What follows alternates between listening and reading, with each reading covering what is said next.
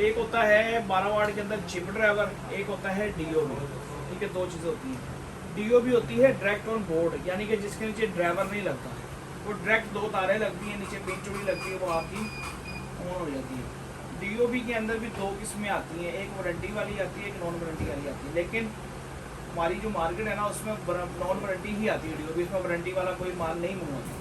अगर कोई मंगवाता तो उसका रेट इतना हाई होता कि मार्केट के साथ समझ नहीं आता। चिप ड्राइवर के अंदर 12 वाट में दो चीज़ें हैं। 14D के साथ 14D यानी कि जो लेंस लगा होता है ना चिप के ऊपर,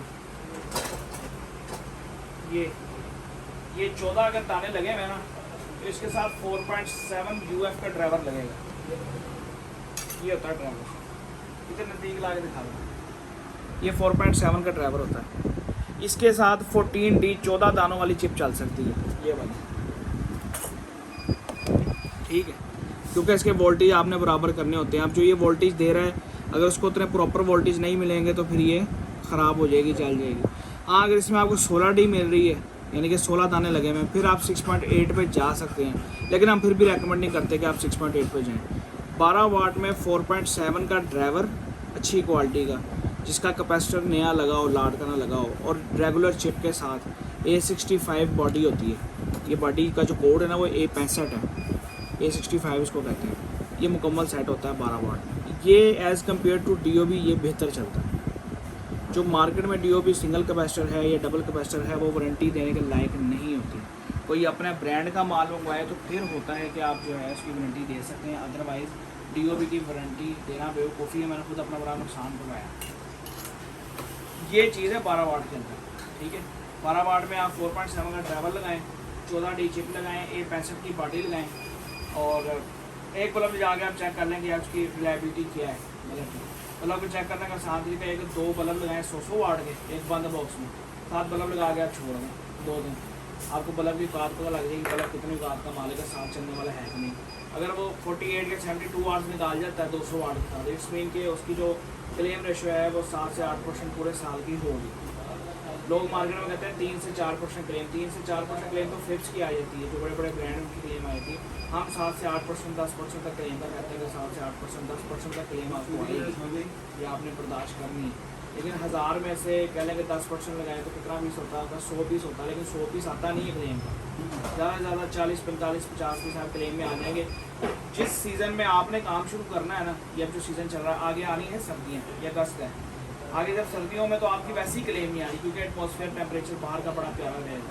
ठीक है ना, तो जब सर्दियाँ ख़त्म होंगी ना, तो सर्दियाँ ख़त्म होते होते जो ना 4 से 5 मिनट आप कैसे हो जाने, जब गर्मियों का असर शुरू होगा तो 8वें 9वें महीने के बाद ज़्यादा भी क्लेम आना शुरू होनी है। और 8वें 9वें महीने तक मैं नहीं समझता कि किसी बार डब्बा पड़ा हो, और अगर पड़ा भी होगा तो इतनी खासी क्लेम रहती है, हमें खुद नहीं आती। कल हमारे पास क्लेम आई है, हमने कोई 10,000 बल्ब बेचा होगा, 9.5-10 हज़ार है शरोज, इतना हमने बल्ब बेचा, उसमें से हमें 20 पीस कल क्लेम में आए हैं। दूसरे महीने का हमने बल्ब किया हुआ, दूसरे महीने का बल्ब किया हुआ, B21 कोड था उसके ऊपर, हमने वो चेंज सिर्फ 20 पीस हमें क्लेम किया। माल हर बंदा ही कहता है कि अच्छा है, कोई नहीं कहता कि बुरा। एक एक पीस लें सारों से, उसको 2 दिन 3 दिन आपने कारोबार करना है, आपने इन्वेस्टमेंट 2, 4, 5, 6 लाख रुपये आपने इन्वेस्ट करना, तो आप ज़ाया क्यों करो।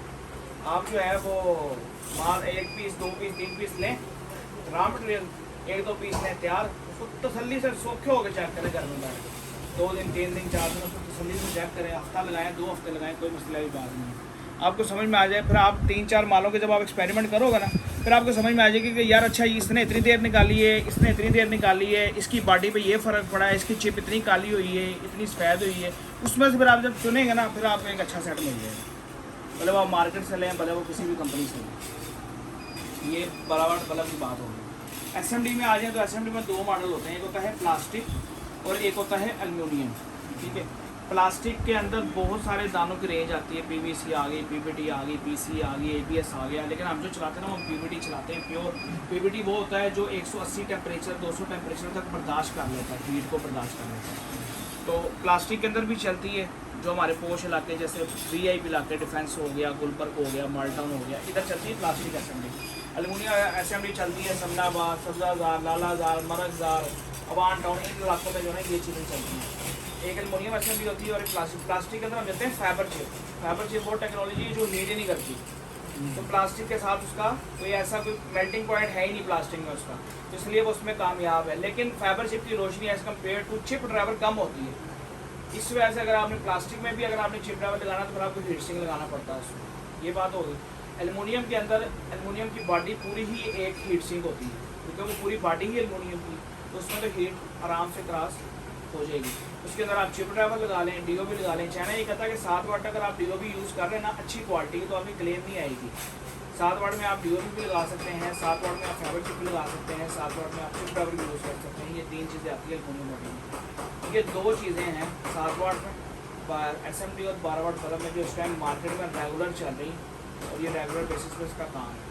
बाकी आपने काम जब शुरू करना है तो आप अपना ब्रांड ना लेके चलें, आप अपना ब्रांड लेके चलें, क्योंकि अगर आपको उसमें आगे 118 वाट का ऑर्डर आता है, 30 वाट का, 40 वाट का, 60 वाट का, तो कम से कम आपके पास वो ब्रांडिंग मौजूद होगी आने की। और दूसरा नंबर भी है कि मेरा आपको ये मशवरा है कि आप शुरू में जो ना बना बनाया माल है इसमें मार्केट करें, मार्केट पर फोकस करें। अभी जब मार्केट डेवलप हो जाए 3, 4, 5 महीने में आपको काम की सर्दी गर्मी का पता लग जाएगा, धूप छाँव का पता लग जाएगा, फिर आप